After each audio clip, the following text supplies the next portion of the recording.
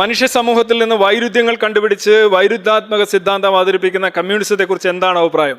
അയ്യോ, S type ക്വസ്റ്റ്യങ്ങൾ ഉച്ച കഴിഞ്ഞ് ചോദിക്കില്ല, ഇത് രാവിലത്തെ പരീക്ഷയാണ്. വളരെ മോശം അഭിപ്രായമാണ്. ഉദാഹരണം, മുതലാളി, തൊഴിലാളി, വലിയവൻ, ചെറിയവൻ. മുതലാളി, എല്ലാവരും മുതലാളിമാരാണ്. എൻ്റെ മുന്നിൽ മുതലാളിമാരാണ് ഇരിക്കുന്നത്. മുതലില്ലാത്ത ആരെങ്കിലും ഉണ്ടോ? ആരാ മുതലില്ലാത്തത്?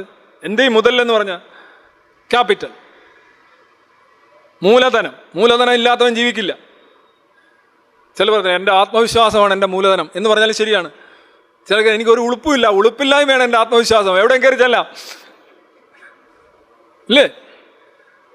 ഇതൊക്കെ ഒരു കെട്ടുകഥയാണ് സുഹൃത്തുക്കളെ. ഒരാളിങ്ങനെ ഇരുന്ന് എഴുതി വെച്ചാണ് മനുഷ്യന് ഉള്ളവനും ഇല്ലാത്തവനും.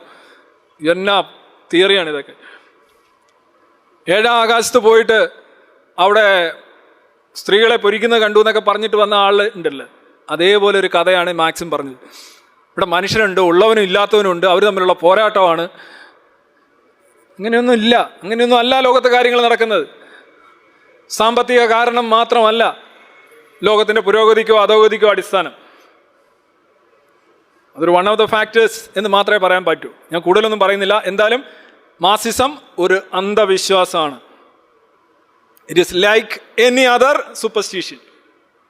ഇനി ഒരു മാർക്സിസ്റ്റിനെ സംബന്ധിച്ച് എന്താ പ്രശ്നം എന്ന് ചോദിച്ചു കഴിഞ്ഞാൽ, he has extra superstitions in his head. കാരണം ഒരു മാർക്സിസ്റ്റ് അവന് ജാതിപരമായ അന്ധവിശ്വാസമുണ്ട്, മതപരമായ അന്ധവിശ്വാസമുണ്ട്, അതിൻ്റെ കൂടെ മാർക്സിസോടുണ്ട്. So one extra. That's why is more dangerous.